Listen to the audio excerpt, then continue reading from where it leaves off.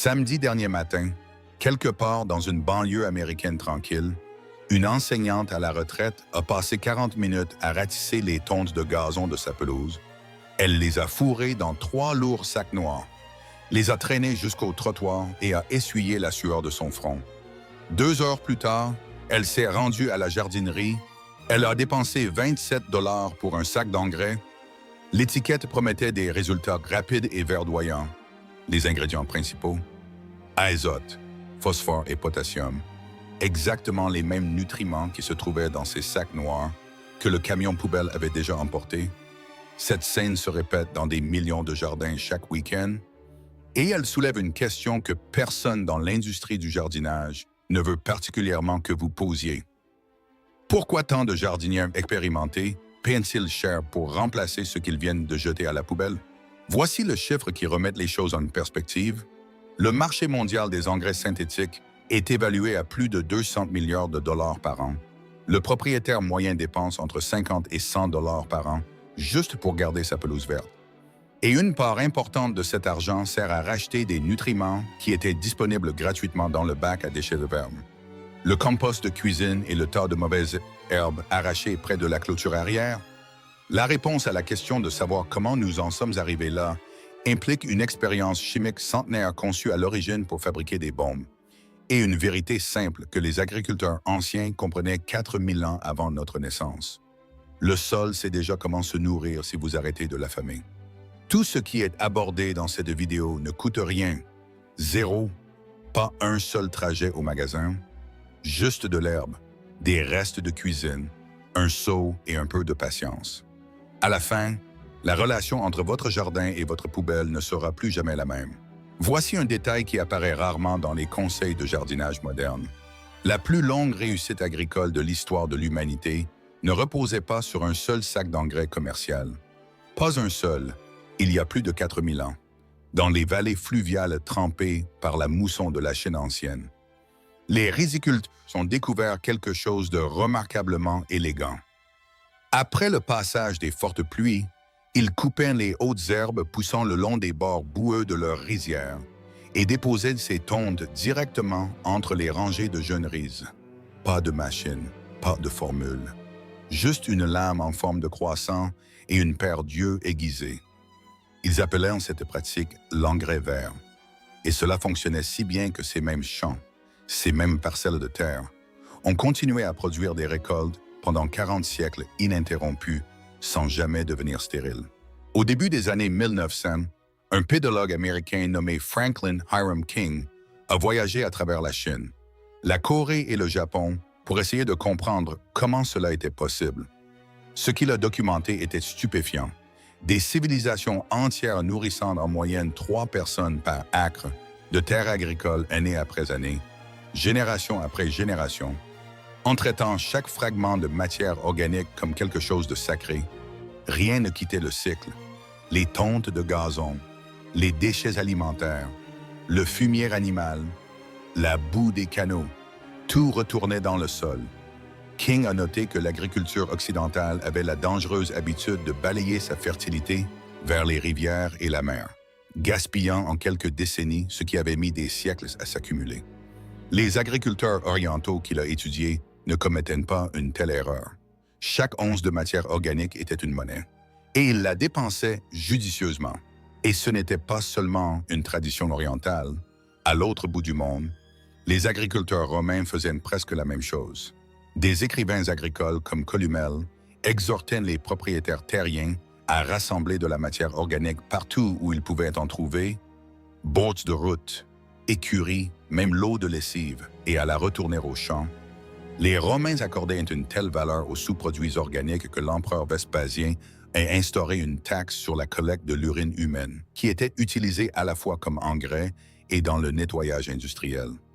Lorsque les critiques se sont moqués de l'idée de taxer l'urine, Vespasien aurait brandi une pièce d'or et dit l'équivalent de « l'argent n'a pas d'odeur ». Cette phrase a survécu en latin pendant 2000 ans. Le principe derrière tout cela était d'une simplicité magnifique. Ce qui vient de la terre retourne à la terre. Chaque feuille, chaque brin d'herbe, chaque reste de cuisine, tout appartient à une boucle. Alors, que s'est-il passé? Comment des millions de jardiniers ont-ils fini par briser cette boucle et par payer une entreprise pour la refermer à leur place? La réponse commence dans un laboratoire de chimie en Allemagne et une guerre mondiale. En 1913, deux chimistes allemands nommés Fritz Haber et Karl Bosch ont résolu l'une des grandes énigmes de la chimie industrielle. Ils ont trouvé comment extraire l'azote directement de l'air et le fixer dans un composé solide. Le but initial n'avait rien à voir avec les jardins. Cet azote était destiné aux explosifs. Le procédé Haber-Bosch a alimenté l'effort de munitions allemand pendant la Première Guerre mondiale. Mais les guerres se terminent. Les usines ne ferment pas toujours. Lorsque les combats ont cessé, ces énormes usines de production avaient besoin d'un nouveau produit à vendre. Le pivot a été remarquablement fluide. La chimie des munitions est devenue la chimie des engrais presque du jour au lendemain. Et une toute nouvelle industrie de consommation est née. Dans les années 1950, les engrais synthétiques étaient devenus un produit de base ménager. Le marketing était efficace car il s'adressait directement à la commodité. Pourquoi attendre des mois qu'un tas de compost fasse son travail lent et silencieux quand une pincée rapide de poudre verte pouvait donner des résultats visibles en une semaine? C'était une question juste. Les produits produisaient effectivement une croissance rapide et éclatante. Ce que le marketing omettait, c'était le coût à long terme. Des décennies de recherche ont maintenant montré que l'utilisation intensive et soutenue d'azote synthétique perturbe la communauté vivante à l'intérieur du sol. Pensez-y de cette façon. Un sol sain n'est pas seulement de la terre. C'est un quartier bondé de bactéries, de champignons, de vers de terre et d'organismes microscopiques travaillant tous ensemble pour décomposer la matière organique et fournir des nutriments aux racines des plantes. L'engrais synthétique contourne entièrement ce quartier. Il nourrit la plante directement, comme une perfusion, tandis que le sol vivant en dessous s'éteint lentement. Au fil des ans, la rétention d'eau chute, la structure du sol se dégrade. Le jardin devient dépendant du sac suivant et du suivant après celui-là. Ce n'est pas différent d'une personne qui remplacerait entièrement les repas faits maison par des suppléments. Le corps reçoit toujours des calories. Mais quelque chose d'essentiel est perdu dans le processus. Personne n'a eu à interdire le compost ou à proscrire les tonnes de gazon. Les anciennes méthodes ont simplement disparu des habitudes quotidiennes une fois qu'une option plus rapide est apparue sur l'étagère. Ce n'était pas un complot. C'était juste l'économie et la commodité faisant ce qu'elles font toujours. Mais la biologie n'a jamais disparu. Les vers de terre sont toujours là-bas. Les bactéries attendent toujours. Le cycle a juste besoin d'une raison pour se réveiller. Et le moyen le plus rapide de le réveiller se trouve peut-être déjà en tas sur votre pelouse. Voici quelque chose que la plupart des livres de jardinage passent sous silence. Les tontes de gazon fraîches ne sont pas seulement des déchets verts. L'analyse en laboratoire montre qu'elles contiennent environ 4% d'azote, ainsi que des quantités significatives de phosphore et de potassium. Les trois mêmes nutriments imprimés sur chaque sac d'engrais commercial. Lorsque les microbes du sol décomposent ces tontes, ils libèrent ces nutriments directement dans la zone racinaire sous une forme que les plantes absorbent naturellement. C'est de l'engrais gratuit qui se trouve sur la pelouse chaque semaine.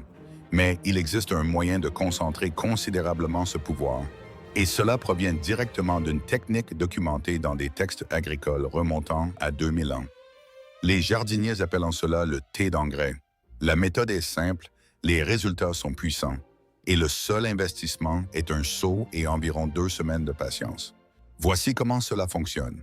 La prochaine fois que la pelouse sera tondue ou qu'un tas de mauvaises herbes sera arraché, en particulier des mauvaises herbes à racines profondes comme les pissenlits, les orties ou la consoude, ces herbes ne devraient pas aller à la poubelle. Les racines de pissenlit s'enfoncent assez profondément pour puiser le calcium et le potassium dans des couches de sol que les plantes à racines peu profondes ne touchent jamais.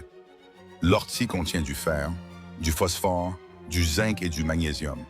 Ce ne sont pas des plantes nuisibles, ce sont des mineurs de minéraux. Hachez grossièrement les herbes pour accélérer la décomposition. Remplissez un grand seau ou un bac en plastique à moitié ou aux 2/3. Couvrez ensuite complètement les herbes avec de l'eau.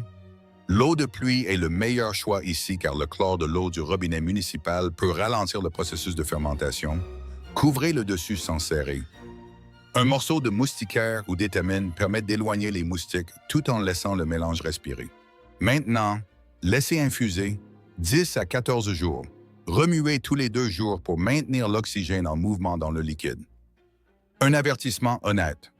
Au fil des jours, ce breuvage développera une odeur qui pourrait vider une terrasse. Cette odeur âcre et marécageuse est en fait un bon signe. Cela signifie que la fermentation est active et que les nutriments sont extraits dans l'eau. Lorsque le liquide devient foncé et que la mousse s'arrête, il est prêt. Ce thé concentré doit être dilué avant de toucher une plante. Une part de thé pour 10 parts d'eau fraîche. Versez le mélange dilué autour de la base des tomates, des poivrons, des courges, des fleurs, tout ce qui est en pleine croissance. Pour un coup de pouce en milieu de saison, il peut également être pulvérisé directement sur les feuilles. Le feuillage des plantes absorbe les nutriments dissous étonnamment vite, de sorte qu'une pulvérisation foliaire donne un regain visible en quelques jours. Couleur verte plus profonde, tige plus forte, nouaison plus rapide. Un seul lot de ce thé fabriqué à partir d'un seau de tonte de gazon peut nourrir un potager de taille moyenne pendant une semaine entière. Les restes solides, la bouillie détrempée au fond du seau, ont toujours de la valeur. Étalez-les autour de la base des arbustes ou incorporez-les dans un tas de compost. Ils continuent de libérer des nutriments pendant des semaines. Rien n'est gaspillé. La boucle reste fermée. Un avertissement critique avant de continuer: si la pelouse a été traitée avec des herbicides chimiques, en particulier des produits persistants de type désherbant et engrais, contenant des composés comme l'aminopyrrolide ou le pichlorame, ces tontes ne doivent jamais aller dans le thé du potager. Ces produits chimiques de synthèse survivent intacts au compostage et à la fermentation. Ils endommageront gravement les cultures à feuilles larges comme les tomates et les haricots. Une pelouse traitée chimiquement a besoin de plusieurs saisons sans traitement avant que ces tontes ne soient sûres pour les jardins potagers. Mais une pelouse qui a été gardée naturelle, cette pelouse est une réserve hebdomadaire de nourriture gratuite et de haute qualité pour les plantes qui n'attendent que d'être infusées. Et l'herbe n'est que le début. Certains des remèdes de sol les plus efficaces se cachent dans un endroit devant lequel la plupart des gens passent 20 fois par jour sans y penser. Chaque cuisine produit un flux silencieux de matière biologique qui finit presque toujours à la poubelle ou à l'égout. Coquilles d'œufs, peaux de banane, eau de riz, marcs de café. Individuellement, ils ne semblent rien. Ensemble, ils forment une trousse à outils étonnamment complète pour nourrir le sol et résoudre des problèmes de jardin spécifiques sans dépenser un centime. Commencez par l'eau de riz, car celle-ci surprend presque tout le monde. Lorsque le riz est rincé avant la cuisson, l'eau de rinçage trouble transporte des amidons dissous qui agissent comme un puissant attractif pour les bactéries bénéfiques du sol, en particulier un groupe appelé Lactobacillus. Conservez cette eau de rinçage. Laissez-la reposer à température ambiante pendant 2 à 3 jours jusqu'à ce qu'elle développe une odeur légèrement aigre. Cette aigreur signifie que les microbes bénéfiques se sont multipliés. Verser cette eau de riz fermentée autour de la base des plantes délivre une dose concentrée de la bactérie exacte qui aide à supprimer les agents pathogènes du sol et à améliorer l'absorption des nutriments. Considérez cela comme un traitement probiotique pour le sol lui-même. La méthode ne coûte rien, juste l'eau qui allait de toute façon à l'égout, et ne demande presque aucun effort au-delà de se rappeler de mettre le bol de côté au lieu de le vider dans l'évier. Considérez maintenant la peau de banane. Lorsque les plants de tomates et de poivrons commencent à fleurir et à former des bourgeons, leur demande en potassium augmente brusquement. Le potassium favorise la floraison, le développement des fruits et la résilience globale de la plante. Enterrer une peau de banane entière dans le sol fonctionne, éventuellement, mais cela prend des mois pour se décomposer. Il existe une voie plus rapide. Hachez les restes de peau de banane en petits morceaux, déposez-les dans un bocal d'eau et ajoutez une cuillerée de sucre brun ou de mélasse. Laissez reposer le bocal pendant 3 à 4 jours. Le sucre déclenche une réaction microbienne rapide qui extrait le potassium de la peau et le suspend dans le liquide beaucoup plus vite qu'un simple enterrement ne le pourrait jamais. Dilué et versé autour des plantes fruitières, ce mélange délivre une poussée de potassium juste au moment où la plante en a le plus besoin. Ensuite, il y a la coquille d'œuf, l'un des restes les plus sous-estimés de toute cuisine. Quiconque a déjà cultivé des tomates connaît le déchirement de la pourriture apicale, cul noir. Un fruit magnifique se développe parfaitement sur le dessus, pour révéler une tache noire, enfoncée et pourrie sur le dessous au moment de la récolte. Ce dommage est causé par une carence en calcium dans les tissus de la plante. Et cela ne touche pas seulement les tomates, les poivrons, les courges et les melons sont également vulnérables. Les coquelicots d'œufs sont composés à plus de 90% de carbonate de calcium. Les écraser finement et les incorporer au sol ajoute une source de calcium à libération lente qui s'accumule avec le temps. Pour un sauvetage plus rapide au milieu de la saison, faites bouillir des coquilles écrasées dans l'eau pendant 10 minutes pour obtenir un liquide riche en calcium. Combinez ce liquide avec un peu de lait restant, une autre source de calcium concentré et une petite quantité de mélasse. Le sucre de la mélasse nourrit les bactéries spécifiques du sol qui aident à transporter efficacement le calcium vers les systèmes racinaires. Aucun spray de calcium commercial n'égale la complétude de cette combinaison. Enfin, une astuce discrète pour le jour de la transplantation. Lorsqu'un jeune semis est déplacé d'un pot abrité vers la pleine terre, le choc du nouveau sol, de la nouvelle température et de la nouvelle exposition peut stopper sa croissance pendant des semaines. La levure de boulanger ordinaire offre un remède étonnamment efficace. Une cuillère à café de levure sèche dissoute dans de l'eau tiède avec une pincée de sucre produit des composés naturels favorisant la croissance. Versée autour de la base d'un semis nouvellement transplanté, elle encourage l'expansion des racines et aide la plante à s'établir plus rapidement. C'est l'assurance de transplantation la moins chère disponible. Et elle se trouve dans les placards de cuisine depuis des générations. 4 restes, 4 solutions, toutes gratuites. Mais et s'il existait un moyen d'automatiser tout le processus? De construire un système qui transforme les déchets de cuisine en engrais, finit sans lever une fourche, ou retourner un lourd. Le compostage traditionnel demande beaucoup aux jardiniers.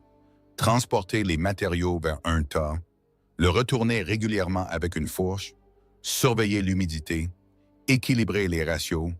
Pour quiconque a mal au dos ou les genoux raides, cette routine devient vite lassante.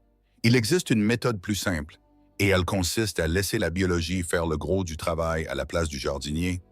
Prenez un bac de rangement en plastique ordinaire ou une caisse en bois. Coupez complètement le fond. Trouvez un endroit dans le jardin où le sol aurait besoin d'être amélioré et posez le récipient sans fond directement sur le sol nu. En l'enfonçant de quelques centimètres pour qu'il reste stable, ce fond ouvert est la clé de tout le système.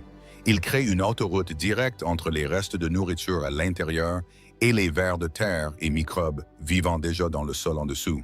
Commencez à remplir le bac avec des restes de cuisine, des épluchures de légumes, des coquilles d'œufs écrasées, des peaux de bananes, des écorces de melon. Ajoutez généreusement du marc de café. Il apporte une légère acidité qui aide à libérer le phosphore déjà piégé dans le sol environnant. Et sa texture granuleuse empêche les sols argileux de se compacter en dalles dures. Aucun retournement requis, aucun calendrier à suivre.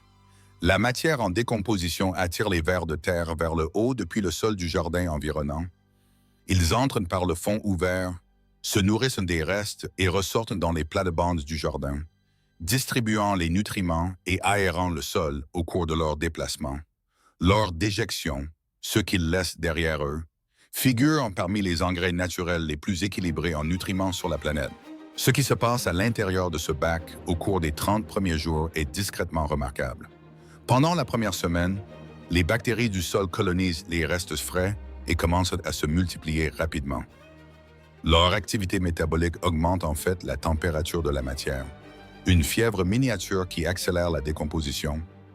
Dès la deuxième semaine, des fils blancs de mycélium fongique commencent à tisser à travers le tas, formant un réseau souterrain qui relie les racines des plantes voisines à des sources d'humidité et de minéraux qu'elles ne pourraient pas atteindre seules. À la troisième semaine, la population de vers de terre culmine. Ils errent, ils digèrent, ils distribuent, et au 30e jour, les restes originaux ont entièrement disparu, remplacés par une couche de terre sombre, fraîche et grumeleuse, qui sent exactement comme le sol d'une forêt après une pluie de printemps. Aucune usine ne l'a produite. Aucun magasin ne l'a vendue. Le jardin l'a construite à partir de ce qui allait être jeté. Un bac peut desservir un jardin de petite à moyenne taille. Les jardins plus grands peuvent en faire fonctionner 2 ou 3 à la fois, en les faisant tourner à travers différentes plates-bandes chaque saison. Lorsqu'un bac se remplit et termine son cycle, soulevez-le.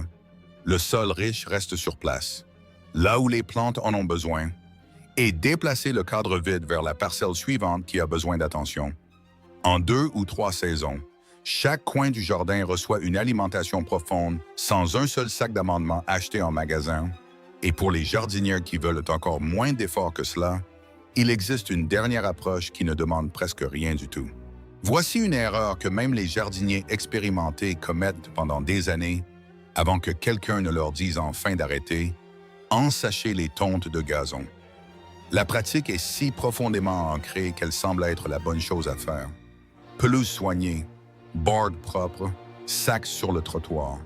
Mais la recherche sur le gazon a systématiquement montré que laisser les tontes là où elles tombent après la tonte, une pratique appelée l'herbicyclage, restitue suffisamment d'azote, de phosphore et de potassium à la zone racinaire pour réduire le besoin d'engrais appliqué jusqu'à 50%. Les tontes s'infiltrent jusqu'à la surface du sol en un jour ou deux, se décomposent rapidement, protègent les racines de la chaleur estivale et ralentissent l'évaporation de l'humidité. La pelouse se nourrit elle-même. Dans les potagers, une fine couche de tontes de gazon séché étalée autour de la base des plantes de poivrons. D'oignons et de tomates sert de paillis supprimant les mauvaises herbes et retenant l'humidité, qui se décompose lentement au cours de la saison de croissance, délivrant un flux doux et régulier de nutrition au fur et à mesure. Cela protège également les terrains en pente de l'érosion et empêche la force de frappe des pluies torrentielles de compacter la couche arable exposée en une croûte dure. Une règle: assurez-vous que les tontes ne sont pas montées en graines. Sinon, la couche de paillis fera germer une nouvelle récolte de mauvaises herbes au lieu de les supprimer. Les copeaux de bois et la chure méritent également d'être mentionnés ici, mais ils s'accompagnent d'un piège qui fait trébucher beaucoup de jardiniers. Le bois brut est extrêmement riche en carbone, parfois avec un rapport carbone/azote de 100 pour 1. Si la chure est mélangée directement au sol du jardin, les microbes qui la décomposent consommeront chaque parcelle d'azote disponible dans le sol environnant pour alimenter la décomposition. Les plantes s'affament, les feuilles jaunissent, la croissance s'arrête. Les jardiniers expérimentés appellent cela la faim d'azote, et c'est l'une des erreurs les plus courantes et les plus mal comprises dans le compostage domestique. La solution est simple. Les matériaux riches en carbone, comme la chure, doivent être équilibrés avec des matériaux riches en azote avant d'aller au jardin. Les tontes de gazon vertes et fraîches fonctionnent bien, tout comme le fumier de poulet, même l'urine humaine diluée. Ce qui semble surprenant, mais c'est un liquide stérile riche en azote que les agriculteurs utilisent depuis des siècles. Accélère efficacement le compostage des matières ligneuses. L'équilibrage du carbone avec l'azote produit un compost sombre, grumeleux, semblable à du terreau, qui construit une structure de sol durable. Le modèle à travers toutes ces méthodes est le même. Moins d'achats, moins de transport, moins de complications, plus de confiance en la biologie qui opère sous la surface depuis des milliers d'années. Le jardinier qui apprend à voir les restes de cuisine comme des ingrédients et les tontes de pelouse comme une monnaie est déjà sorti du système qui dépend de la vente de solutions à des problèmes que la nature a résolus il y a longtemps. Chaque jardin produit ce dont il a besoin pour se nourrir. Cela a toujours été vrai. Les tontes de gazon sur la pelouse, les coquilles d'œufs dans l'évier, les mauvaises herbes le long de la clôture. Rien de tout cela n'est un déchet. Cela ne l'a jamais été. C'est de la matière première qui attend de réintégrer le cycle dont elle est issue. Une industrie de 200 milliards de dollars s'est développée en convainquant les jardiniers qu'ils devaient racheter ce cycle dans un sac. Mais le sol ne lit pas les étiquettes. Il ne se soucie pas des marques. Il répond à la matière organique, à l'humidité, au travail lent et patient des microbes et des vers de terre. Les mêmes forces qui ont maintenu les champs fertiles pendant 4000 ans avant que quiconque n'invente une usine d'engrais. Il y a une satisfaction tranquille à regarder un jardin prospérer grâce à ce que le ménage était sur le point de jeter. Pas de reçu, pas de trajet au magasin, Pas d'odeur chimique sur les mains après coup. Juste la preuve constante que le système le plus ancien de l'agriculture fonctionne toujours et qu'il n'a jamais été vraiment perdu. Seulement mis de côté pour un temps, ce soir, après le dîner, l'eau du riz n'a pas besoin de finir à l'égout. La peau de banane n'a pas besoin d'aller à la poubelle. Le marc de café n'a pas besoin de finir dans une décharge. Ils peuvent aller dehors, dans le jardin, là où est leur place. La nature n'a pas besoin d'un produit, elle a juste besoin d'un partenaire. Si cette histoire a changé votre regard sur les déchets organiques de votre maison et de votre jardin, n'hésitez pas à vous abonner et à aimer la chaîne. Nous découvrons la sagesse naturelle que l'industrie moderne a tenté de remplacer. Cultivons ensemble un avenir durable. Le prochain secret d'un jardin florissant sera partagé bientôt.